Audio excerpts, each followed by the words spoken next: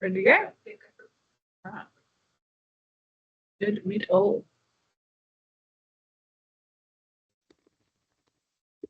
Okay, everybody's coming on now.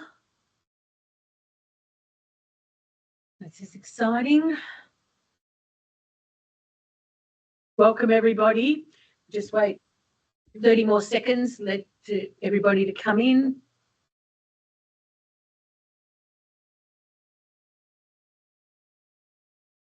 Maybe they can say hi to each other. And then we can get started. If you want to say hello and where you're from in the chat, please do.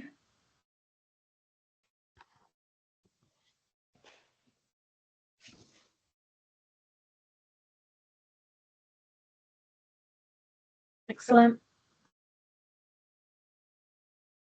All right. Well, we'll get started. Welcome, everybody, to our mentoring program here at the Franchise Council of Australia.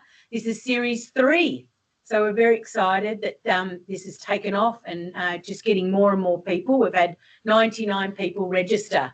I was trying to get the 100th person before we started today, but hopefully they'll jump on unannounced. Today we have Guzman and Gomez brand highlighting. Before I talk to Nikki, I just want to ask everyone, and you can take yourself off mute at any time, but why was Guzman and Gomez in the news last week? Who knows? Jared's smiling. Why was it? If it typed or said, just yell it out. Ooh, silence. I think if you don't know, you're probably living under a rock, but it was a very exciting week last week. Oh, IPO from Jared. Yeah. Yay, you're the winner. Thumbs up. Excellent. So, yeah, without further ado, we are going to speak to Nikki Richardson. Sorry, she's the director of franchise for Guzman and Gomez. And yes, last week was a huge week for Guzman and Gomez in respect to listing on the ASX. And she can answer sort of any questions that you've got during today on that as well. But basically, GYG are Mexican kitchens, and today we're going to hear all about sort of compliance, policies, procedures, which is something that's dear to Nikki's heart, and it's how, she got Guzman and Gomez, I guess, to be where they are today. Because without all that background work, makes it very difficult. So I hope we learn lots today. If you've got a question, we are happy that you take yourself on mute and ask the question during this today. Otherwise, please type in the chat and one of the girls will quickly tell us that there's a question. Thank you, Nikki. Perfect. Thank you. So hello and welcome to everyone. I guess a bit of an intro. Nikki Richardson, I've worked for Guzman Y Gomez now for 8 years. Had a bit of an interesting career. So always worked in fast food, grew up in a stereotypical white collar or blue collar family. So if I wanted anything at my age, you wanted a sports girl bag or a country road t-shirt, you had to buy it yourself. So I got my first job in fast food when I was 13 and 9 months, which was the legal age to get a job. So have grown up in fast food, but also grew up in a family where you had to go to university. And I remember my mum very clearly saying to me when I was working in a fast food restaurant, you can't have a career working there. You're going to have to go and do something else with your life. So I went to university and I studied education, and I actually became a secondary school teacher, and I did that for 11 years. But coming from the space of hospitality and loving food, I found myself actually teaching hospitality within secondary schools, and then went across and did a stint for 6 years with McDonald's, where I really discovered franchising and realised the impact that franchising as a business and the foundations of franchising and how that can actually fundamentally change anybody's life and provide an opportunity for, your neighbour to become their own CEO and their own boss and have foundations within an organisation to be really successful.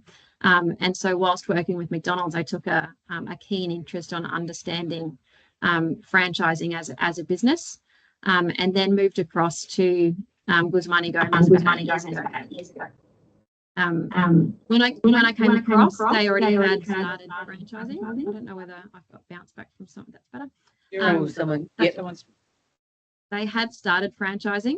There were a number of franchises in the business, and they were doing an excellent job, but we didn't really have any principles or processes to allow us to scale or to generate accountability amongst the franchising group. And so I saw a really good opportunity to take the skills that I had and build those foundational processes, which is what I wanted to share with you today. So if I go to the first slide, one of the key things that we learnt, or I've been learning and we've been teaching across our business, we spend a lot of time running restaurants. We talk fundamentally around we run restaurants, but at the end of the day, that's not the core function of our job at Guzman Y Gomez. 60% of our businesses are franchised. And so our core function really is we are a franchisor. And we're lucky that we own 20% of our restaurants. So we are very busy running restaurants and we run them alongside our franchisees. But I think we missed a step in also understanding our responsibilities around being a franchisor. Within our current business, there are 4 key stakeholders. Obviously, we've got our Ola Central, which is our head office, and 4 key stakeholders, one being our corporate owned and operated restaurants, which formulate 40% of our network. We have our franchisees, so they're the people who have 1, 2, or 3 restaurants. We then have master franchises, so our counterparts in South Australia, Singapore and Japan are all master franchises. And then we obviously have our suppliers and our contractors. And this is ultimately how we worked. We worked as Ola Central, letting all of our 4 key stakeholders know and understand what they needed to do. What we quickly realized, if you go to the next slide, is we had it all upside down. And what we needed to understand was that our corporate restaurants, our franchisees, our master franchises, and our suppliers and contractors were really there. And our job was to support and build the foundational roles and processes for those key stakeholders. So on that basis, we built out 3 core pillars. So if you go to the next slide, we built 3 documents. And these documents I'm going to share at a high level with you, but the operations review cycle effectively is, 30 pages long. And what we knew is we had franchisees that were coming into the business, and they would get a 150-page franchise agreement, and then we'd give them a restaurant to run. And then we'd tell them how they needed to run that, what compliance they needed to meet, what trading hours they needed to do, what suppliers they needed to utilise, what marketing they could and couldn't do. We found ourselves constantly referring back to the franchise agreement, which is a very legally heavy written document. And what we know is that people who come into franchise businesses tend not to be lawyers, nor do they spend a lot of time reading and understanding exactly what sits in their franchise agreement without help from a franchise or from a legal entity. So what we decided to do was create a platform where we actually sat and we took the franchise agreement and we turned that into a working operations cycle. So in your franchise agreement, it has a very legal term to the trading hours, as an example, that you must abide by, suppliers that you must use, and the conduct in which you must undertake as a franchisee. So what we did was we put together a separate document that actually put that into what does that look like for you as a franchisee. So we de-legified it and we made it into an everyday working document. So if I'm a franchisee, I've got the underpinning franchise agreement. But in my mind, if I'm working with a franchisee, I should never want to have to pull out the franchise agreement, because once you get into conversations around you're legally required to do this under your franchise agreement, there becomes a level of conflict or challenge around relationship with your franchisee. And I think the most important thing between franchisee, franchisor is a connection on values, a connection and understanding on what both parties are trying to achieve, and there being brand alignment and vision alignment, and also making sure that they're feeling supported. And if you're constantly referring to a legal document, that can be quite confronting and create conflict. So we wanted to remove that. So we turned it into an operating document. So on a day-to-day, the operating document sort of spells out under a number of different core headlines what the franchisee needs to do, which means we very, very rarely need to pull out the franchise agreement. So that's then been built into most of the franchise businesses that are on the call probably have area managers, and those area managers then use the operations review cycle to work with their franchisees on maintaining both brand and legal compliance. From the back of that, once we got that up and running, and to be fair, that took us a couple of years to really kind of bring that to life, and I'll talk you through exactly what that looks like in a bit more detail in the next couple of slides. It allowed us then to really kind of build out what does expandability look like. So if I'm a single unit operator, how do I get to own 2 or 3 or 4? And what's the policy that surrounds that, and how is there consistency? And how does the operations review cycle underpin our ability to expand an operator fairly and reasonably and know that we're setting them up for success? And then we also developed a rewrite policy, and rewrite and expandability in my mind is very different. And people ask me all the time, why would you rewrite a franchisee but not give them a new restaurant? And one of the ways I kind of explain it is, if you do a performance review with an employee and that employee is performing at a great level and you're happy for that employee to stay on, and they pass their performance review, then that franchisee, you'd be happy to provide another franchise term and another lease to, because they're performing at a great level.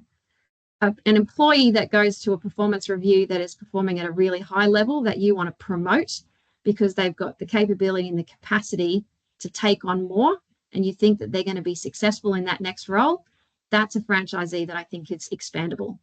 So there's a really big difference between a franchisee in my mind that you would be happy to get a new lease and continue to work with because they're performing at an acceptable level, versus a franchisee that you feel is ready to expand and take on additional responsibility. And that was really important to make sure that we had policies that actually defined the differences between both of those, because that was very confusing for a lot of our franchisees as well. So if you go to the next slide, when we talk about the operations review cycle, so we basically took, and when we say we, it was me sitting nights and weekends trying to unpack, and I'm not a lawyer, so I'd try and unpack the franchise agreement and work out what each of them said, and then call our legal team and say, what does this mean and how do I translate it into layman's terms? We broke it down into eight key sections. One, and this is related to our business, one was guest experience, and what did guest experience need to look like in the restaurant, and what was our expectations of our franchisees in order to deliver that guest experience. Food safety is obviously really important within a food business, so making sure that they're compliant around their legal obligations within food safety, but also our brand standards, using the right equipment, following the right procedures, all of those types of things. Then we were able to take from the franchise agreement and flesh them out and help franchisees understand that what that meant was it looked like these things when you're actually working in your restaurant. The same with sales building. So, franchisees have a responsibility to make sure that they're engaging with their local community, that they're not going and doing anything outside of brand requirements, or they're not going and creating their own or co-branding with another business. And that is all likely in your franchise agreement, but it's often too late and too far gone when a franchisee's already gone and done that before you pull out the legal document and say, on subsection 7, clause B says that you weren't allowed to do that. So we've kind of taken what does sales building look like within your restaurant, and what things can you and should you be doing as a franchisee to make sure that you'll continue to build sales and connect with your local community. Workplace health and safety, people and culture, so employee development and satisfaction. Repair and reinvestment is probably one that would hit with most franchise businesses, the requirement to make sure that equipment is maintained, serviced, etc. So that allowed us to help franchisees actually understand what does maintaining and reinvesting in your restaurant look like, and how do we help support that. And then GYG values and cultural alignment, which is probably less so in your franchise agreement. But we put this in because it's often a conversation. And a lot of you would have franchisees that you find are difficult to work with, or problematic or confrontational. And so once we put that into our operations review cycle, it allowed a talking point for us to really openly and honestly have a conversation on a regular basis, because we talk to them about the 8 around how are you going in terms of GYG values and your alignment with what we're trying to achieve. And it allowed us to kind of have robust and honest conversations where they're saying, well, Nikki, we find you difficult to work with because this, this, and this. And we could say, well, we're actually finding it difficult to work with you on these terms. And so it's really opened up a really clear line of communication between franchisee and franchisor by building that into our operations review cycle. And then the last one is financial health, capability, and performance. And I think this is a really important one because often when franchisors are on a quest just to open up or get new businesses established, we allow people to open up additional sites without really considering what their financial position is. And I think franchisors have an enormous responsibility to make sure that before we bring anybody either into a business to open up their first site or multiple, that we've done our due diligence on making sure that that person can be successful. And a lot of that is underpinned by their financial performance and their capability. So not just can they afford to do it, but are the current restaurants or businesses that they're running, what do their current financials look like? And are they managing their current business in a healthy and profitable way? So we do a fair bit of due diligence on making sure that we support our franchisees in running profitable restaurants and that we're tracking and managing their performance. And before we would grow them or even renew them into another site, they'd need to make sure that they met expectations. We only have 2 scales, so they have a review every year, which we measure these 8 against their performance, and we only have 2 metrics. We've dabbled with having multiple metrics, but what we know is that can create a little bit of conflict if you've got too much to scale with. So a franchisee either meets expectations or they require focus. We never say you don't meet expectations. And if we're at a point where you don't meet expectations, that's a whole other performance management process that I'm not talking about today, but happy to share with anyone, which we call critical partnerships, which is basically where, very similar to an employee that you had to performance manage, we would have a critical partnerships program with any of our franchisees and really lean in and help them improve their performance across any of those 8 metrics. So if you go to the next slide, how we then built that out. So what does it look like and how do we track and work with our franchisees on measuring it? So we've got the document, that's one thing. But then with our area managers, so our area managers in GYG are called culinary and ops coaches. We then put together what their annual work with each franchisee looks like. So there's a lot of businesses that are very compliance and audit heavy. In GYG, we are probably 30% audit based with our visits with our franchisees, and the other 70% is very much around support, coaching, and developing stronger capability. But we make no mistake that the healthier and the more capable our franchisees are, the more money we make. The more money they make, the more money we make. So we're heavily invested in working with our franchisees and making sure that they're very successful. So we over-index on being in our franchise restaurants. So we work on a 1-to-10 ratio of 1 area manager to every 10 franchise restaurants, which is quite heavy for a franchise organisation. A lot work with a lot of larger number of outlets. However, our average unit volume in sales, I mean, last week was, $99,000 a week in sales going through one restaurant. So there's a lot happening for our franchisees as well. So they need a lot of additional support. So you can see there that our culinary and ops coaches are in our franchisees' restaurants at least once a month, predominantly helping them grow their sales and their profitability, helping them develop their team, helping them shift, and they'll at the beginning of every year. And when I say at the beginning of every year, it's not January, it's whatever their cycle is. They'll sit down and they'll do a business planning session, which is basically, what are the opportunities in your restaurant? What are the opportunities for you as a leader? What gaps do you have in your full team ratio or your bench and your people development? What are your guest metrics? So we go through those 8 and we develop a business plan. And then we spend the year with all of those visits.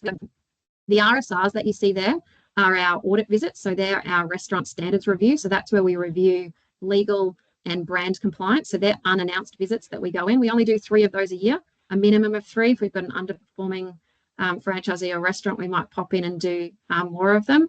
We'll do HR and people audits as required to make sure that payroll is correct, and employment engagement is positive and that crew are enjoying their jobs and we're getting some good feedback. Every 6 months, we actually pull out the business plan and go, okay, at the beginning of the year, we talked about achieving and doing all of these things. How are we going with that? How are you going on to public holidays? Where are your trading hours at? What's your drive-through times trending? You were struggling with Friday night shift leadership. How are you going with that? And then the next 6 months, they'll make sure that the ops coach will then sort of map out their support visits to be able to support that, which culminates in a franchisee review, which is ultimately a performance review, where they sit down then and review what's happened throughout the year and generate that level of accountability.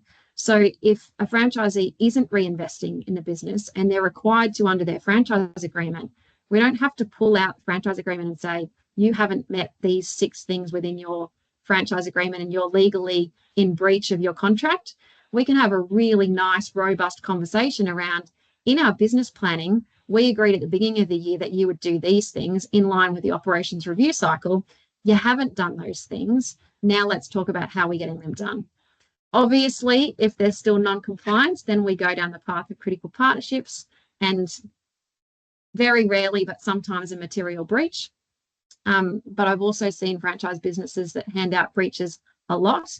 And I think the more often you hand them out, the more likely they are to just go into the top drawer and nobody pays any attention to them. I think the best way to support and guide franchisees is to actually partner with them and provide them the support and the guidance that they need, and listening to the feedback that they've got. Any questions on the ops review cycle before I move into expandability or rewrite? And is what I'm saying making sense? Because it makes sense to me, but not necessarily to anybody else.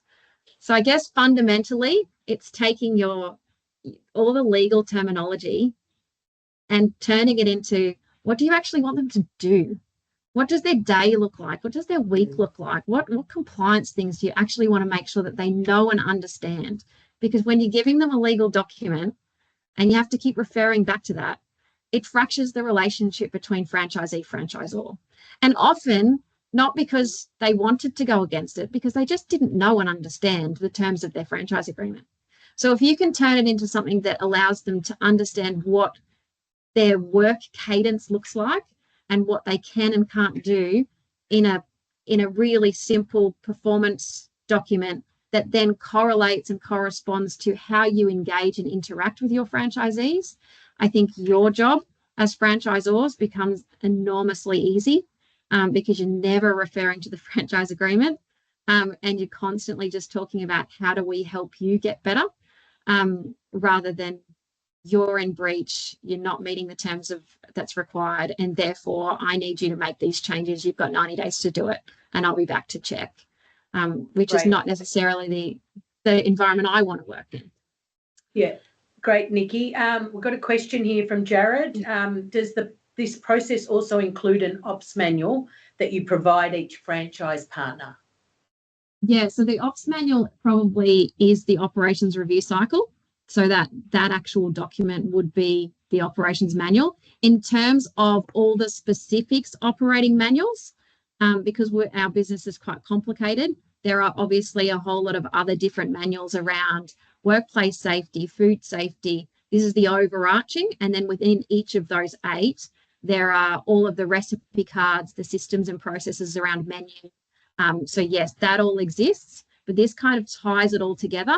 And I think the important thing to remember too is we run an enormous amount of our own restaurants. So we're not asking our franchisees to do anything that we're not already doing. So I feel that's a heavy advantage for a business like GYG, because we can kind of stand up and say, well, we're doing it. And if we're doing it and we're doing it well, then you can probably do it too.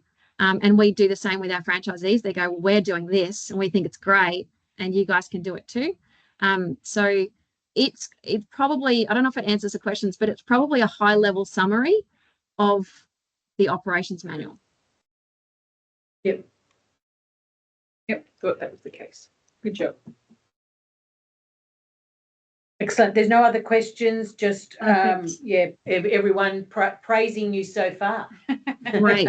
Well, I'll go on to expand. I think the next one was expandability.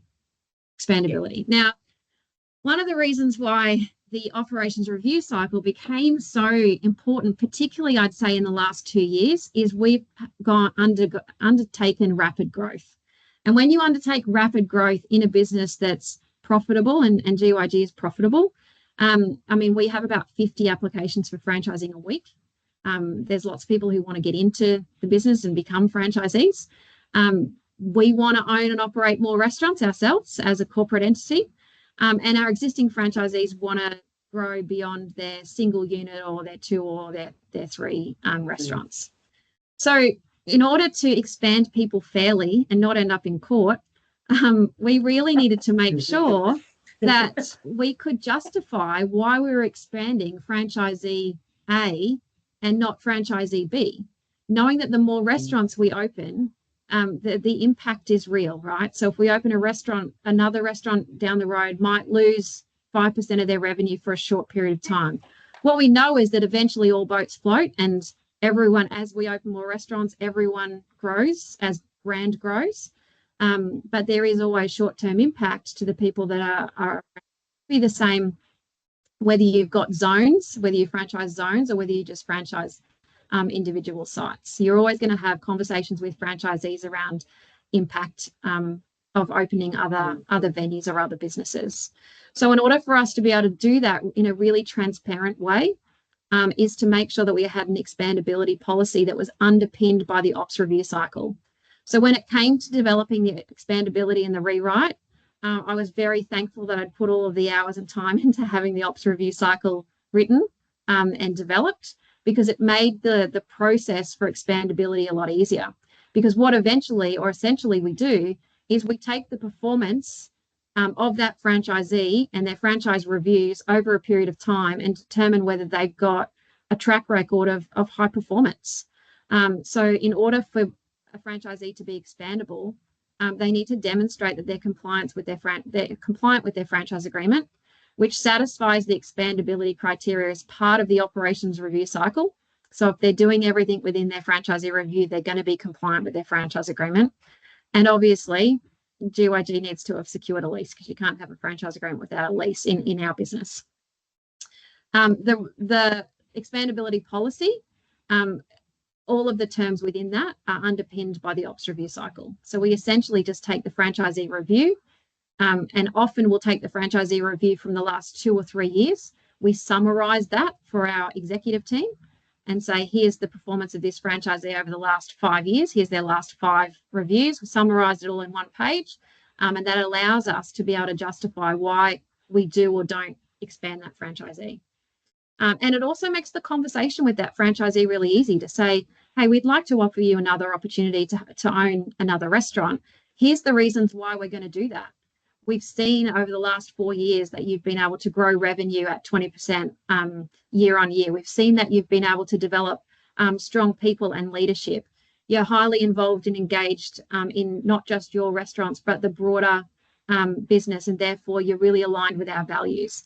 As opposed to a franchisee where we're saying to them, well, unfortunately, you're not being expanded this time. We're giving the opportunity to somebody else. We're able to pull out all of the visits and documentation from the ops review cycle and say, we've been having these conversations with you consistently for the last 12 months, 18 months, 2 years, where we've been saying you need to reinvest in your existing restaurant. And if you want an opportunity to grow, there's an opportunity for you to grow revenue within the 4 walls that you already own. Growth for you doesn't necessarily mean another site. Growth for you means doing a better job where you currently are. And here's the conversations that we've been having.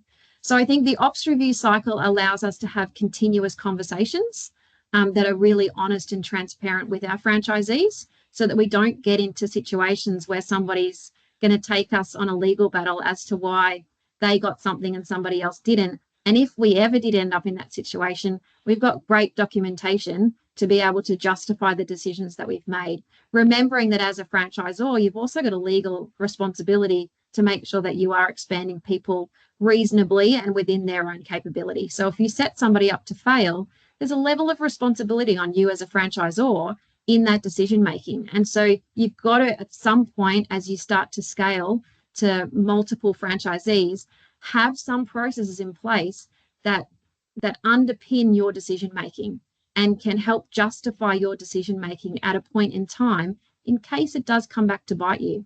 And if you're just sitting at the table going, you know what, he's a nice guy, he seems to be doing well, and then he falls over and becomes bankrupt and wants to go after you, and you've got nothing to support the decision at the time, then, I'm not a lawyer, but you may or may not find yourself in a difficult position.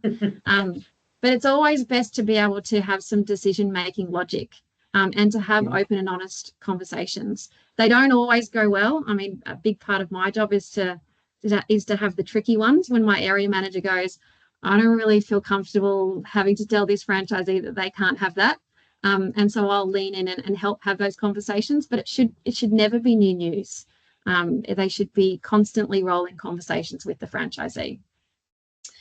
If you go to the next one, it talks about the rewrite.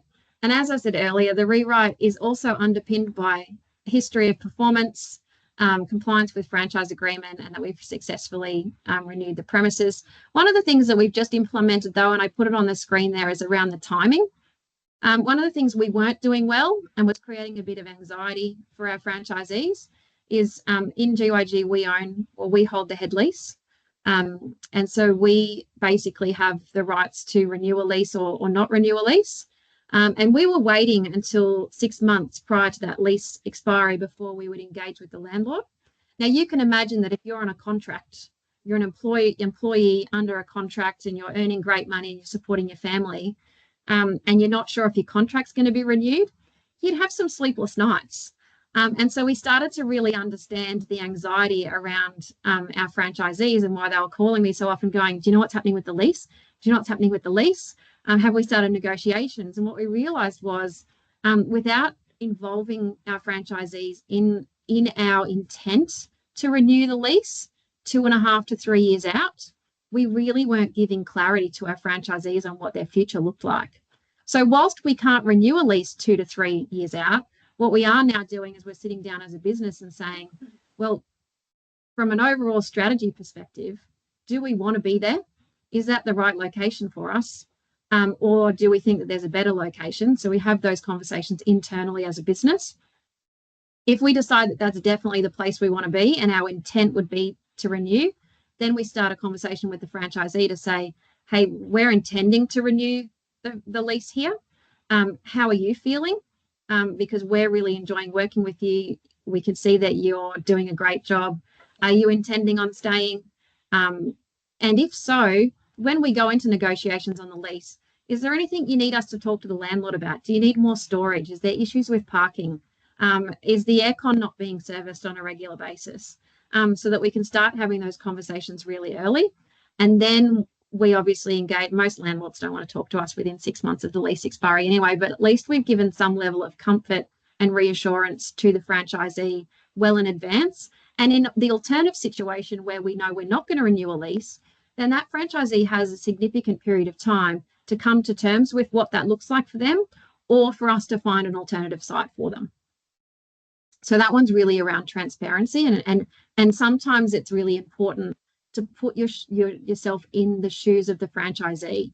And I know myself, I talk to franchisees all day, and sometimes I get off the phone, I'm like, I don't know what you're complaining about. Like, you're making lots of money, and why do you keep calling me? But then when you really stop and go, okay, well, if I was that franchisee, am I actually hearing what they're saying to me? Or am I just listening and thinking, I hope this phone call doesn't go for too much longer because I've got other things to do? And when you really unpack what's happening in your franchisee's world, sometimes you can kind of scratch the surface and realize that, you know, they've got a family, and they're their own CEO, and they've got to manage their income, and there's a whole lot more that goes on other than just running a business that has your brand on it, which I think is a really important, and it was certainly a wake-up call for me. So the last slide that I've got, before I sort of go to general questions, and we've started to do, this is just one example, we've started to develop a suite of tools, mainly to help our area managers, because the hardest conversation for our area managers or our culinary and ops coaches is when we've got a franchisee who's got one restaurant and they're doing a great job with one restaurant. We really don't want to give them a second. Is how do you have that conversation? And how do you say, look, I think you're great at the restaurant that you're in and you're making good money, but I just don't think that you've got the capability to go to the next level and open a second restaurant. The first question they're going to ask you is, well, what do I need to do to be able to get to a level where I can open a second restaurant? So what we've started to do is actually build out some tools that speak to what does a high-performing franchisee running one restaurant, what skills and attributes do they demonstrate at a high-performing level that allows us to go, you know what, I think that you're ready to open a second restaurant. And then once that franchisee is running 2 restaurants, what would we look for in terms of behavior and attributes within that franchisee at a high level to be able to get them to 3 restaurants and then 4 and then 5, etc. So developing some tools to help your area managers, if you get to a level where you've got area managers, to help them have conversations will make your job running franchising a lot easier, because your area managers will do most of the groundwork for you. They'll be able to have the conversations around leadership and communication and business management, and you know, I guess kind of ease over a lot of those conversations before they bubble up with, you just keep telling me no, and I don't understand why I can't grow, and I don't understand why I'm not given an opportunity, but Johnny down the road is. You can talk to specific behaviours and attributes and values that we look for to be able to, rather than, well, you know, you're just not the guy. You're doing a great job and you should just be happy and grateful for what you've currently got, but we're going to expend, you know, the other person down the road. So I think it's really important to help people understand, and we've got people in our business that will never grow beyond 1 because they don't have the leadership capability to get to multi-site. And that's okay, but you've got to be upfront. You've got to have that conversation. And if you dance around it, you will dance around it for the next 5 years. And I think honesty and transparency with franchisees and that foundational trust between franchisee and franchisor is everything when you're on a growth trajectory. And that's it from me. So you could probably screen share, and then I can yes, answer some questions. Just take that off the screen. Excellent. That was great. Great, Nikki. What questions do we have? You can take yourself off mute and ask the question, or just drop it in the chat.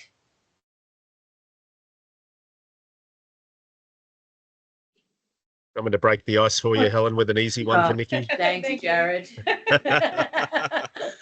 All good. Nikki, how many? I've been totally amazed and very impressed with the growth of GYG over the last couple of years. How many stores are you up to here in Australia? And more importantly, how big is your team to support the franchise network? Yeah, so we've got about 190 here in the Australian network.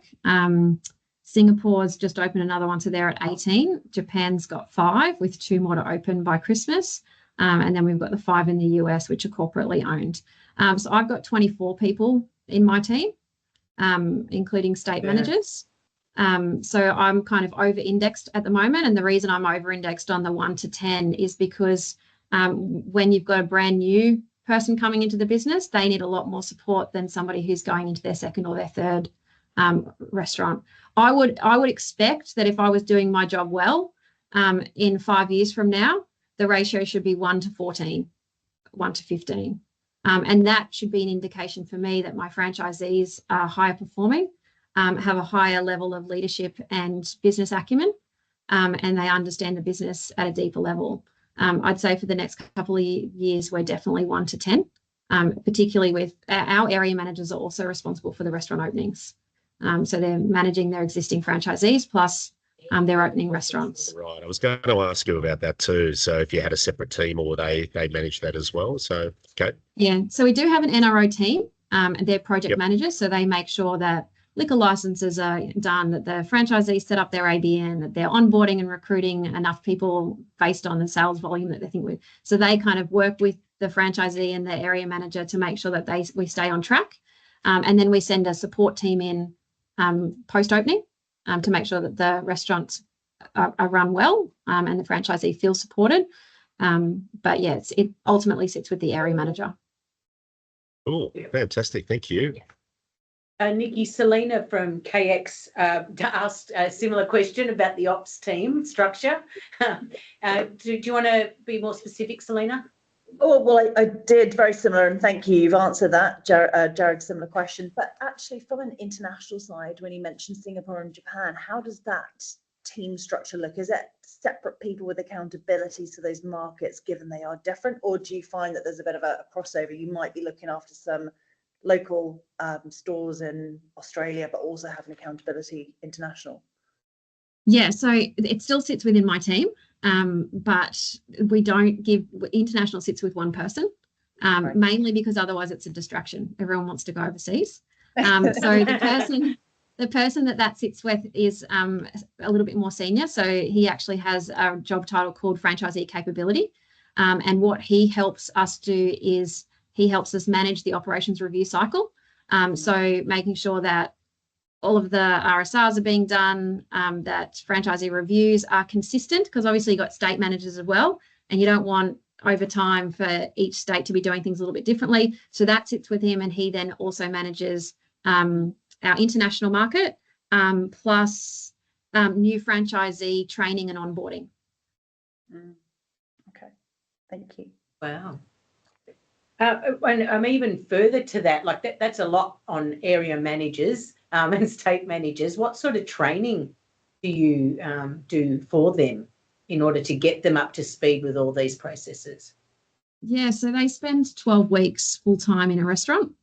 So we basically, when we hire and onboard somebody, we don't really see them for the first 12 weeks.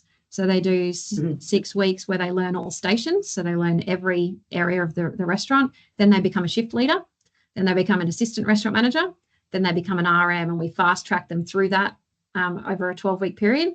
Then beyond the 12 weeks, they spend the next 4 weeks shadowing. So there's a fairly heavy investment in our ops team. That can be a challenge though, because if you've got a 6-month probation, which is the maximum, they're really coming out of training and they're almost at their 6 months. So that can be a challenge. But we have to really manage closely during their training to make sure that they're aligned with who we are as a business, that they can articulate themselves really clearly and they're not afraid of having those tough conversations. But yeah, there's a very heavy training program coming into it. Yeah. And then they stay, because they go in. You throw an area manager in that doesn't have skin in the game or credibility, franchisees aren't interested. They're like, don't come in here and tell me how to run my business. You've been here for 5 minutes. Correct. So they have to have the language to be able to speak to it. They need to know the restaurant. They need to have the street cred to be able to go in and say, well, when I was doing my inventory, then I would try this, and this. And, when I was, hiring and recruiting the team, when I was in my training, here are some of the things that I found really helpful. So I think as a business, you've got to invest in those people. Otherwise, you just set them up to fail. Sure. Yeah. Makes sense. So, Selena, set your hands up. Hand up. HR, I know you said that you run the audits. Out of interest, what does your HR team look like? Do you internalize that from the franchisee side? Do they go and have their own HR team support? It's obviously a bit of a contentious area. It'd be good to know what you're doing with such a large network. Yeah, so they use all of our systems, and so the HRIS system, training, time and attendance, and payroll is all in-house. So they manage their own payroll, but it's all our systems. So we've got full visibility into that. And that's fairly recent. We've just done that transition across, mainly because with all of the payroll concerns and the underpayments. I mean, nobody gets out of bed in the morning and says, I'm going to pay this person less. But unfortunately, a lot of the awards are very hard to interpret. So, I mean, and it's an interesting question around HR, because I mean, we're running some training programs for our franchisees at the moment on FFIA. And one of the opening statements I'll say to them is, you know, it's your business and it's your responsibility, but it's our brand. And therefore, together, we all need to be compliant, because it only takes one person. But to answer your question, we've got an internal HR team that will help. So a franchisee can call up and say, hey, I've got this problem. And we also use an external third party where it's a kind of pay to play third party, where if they've got a termination that they need help with, we'll be across it, but we'll engage a third party to help them support. Because I think it's a fine line as a franchisor. If you're going to run the business for them, you may as well own it and run it yourself. So at the end of the day, the responsibility and the accountability as a business owner sits with them.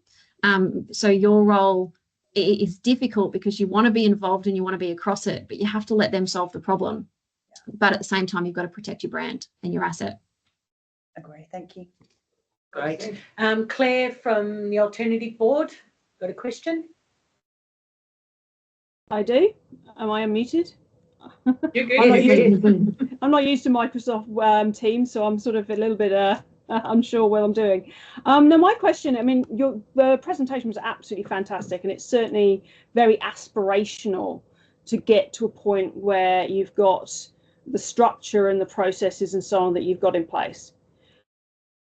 What's your advice for someone who's starting with a much smaller franchise? So what you've presented is not possible right now. It's aspirational, but it's not possible. What's your guidance for the stepping stones? What do you think is the order? What would you focus on if you're working towards that over a number of years? Yeah, and that is a really good question. And we had. I'll just get you to mute again, because otherwise I'm bouncing back. That's all right. It's a really interesting, because we're going into the US, and we've opened the US as corporate, our first 5, and now we're looking at franchising, and the business is sort of full steam ahead with all of these. You know, we're going to talk to this franchisee, and I kind of paused and said, don't forget how much work it took us to put these franchise systems in place when the business had already been, you know, we were already at, I think I joined the business when we had 50 restaurants. So we were already at 50, 60 restaurants, and trying to implement those those processes late, very hard to bring franchisees on that journey.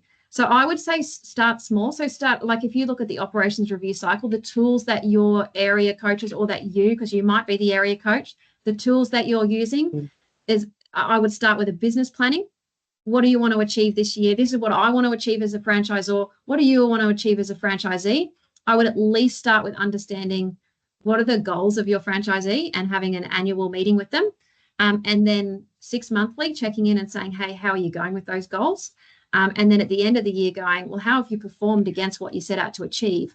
I would at least start with those 3 because that allows you to sort of put in place some foundational tools that you can build on. Then you might get to, and I don't know how many sites you've got, but you might then get to 30 sites or restaurants and go, all right, well, I actually now need a tool that governs the compliance that I need for my brand, but also there's some legal things that are popping up, and how do I make sure that all of my sites are fire compliant and are getting pest inspections done on a regular basis. So you then might build and you might start just using an Excel. I mean, we originally started doing all of our audits on Excel. We now use an external provider, which has some awesome tracking and allows us to pull some reporting, but we started on Excel.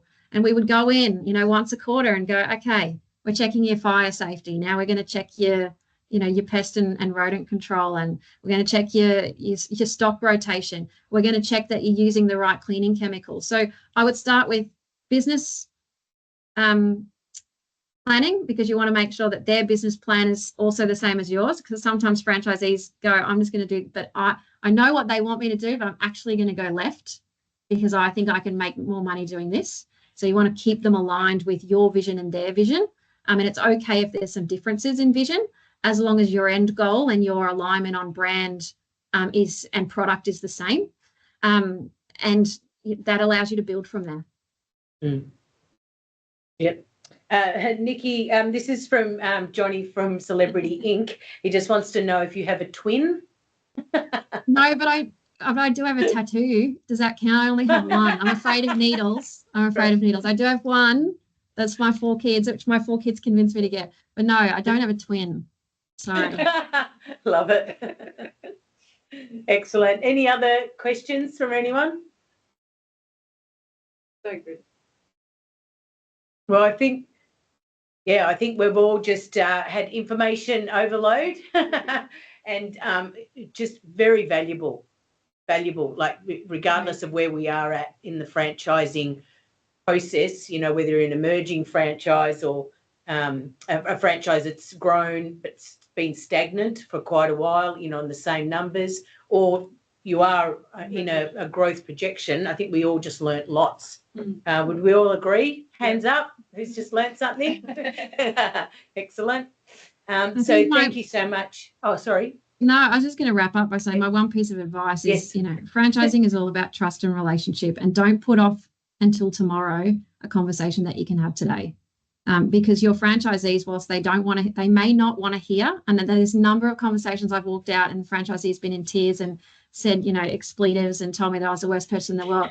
And we'll very quickly in a couple of weeks later ring and say, you know what, that's the kick up the arse that I needed, and it's the best thing that's ever happened, and now I'm more profitable. Sometimes, you know, sometimes it's hard, and they'll give you feedback too. And if you start those lines of communication as a franchisor, you might not like what they want to have to hear, but it may resonate and may help you build your business and take it to the next level. Some of our best ideas come from our franchisees. Yep, very true. Amazing. Okay, so if that's it for questions, well done. Thank you so much. Everyone's in agreement, and like I said, have taken away lots of information. This is being recorded, so we will send you the recording, and I'm sure the rest of your team will actually benefit from hearing it as well. So our next webinar is Tuesday, the 30th of July. And this time our host is Roald. So we're going Vietnamese next month. Exciting. We'll keep the culinary culture going. We've got Jared. He is going to be presenting and hosting. What is your point of difference? Is your business on trend and having a growth mindset? And I would love to see Jared do that in an hour. I could be here all day, but there's some good water cooler topics there. But yeah, look forward to sharing some thoughts on that. It'd be good fun. Excellent. All right. We'll look forward to seeing you all then, and have a great rest of the day. Thank you. Thanks. Thank you.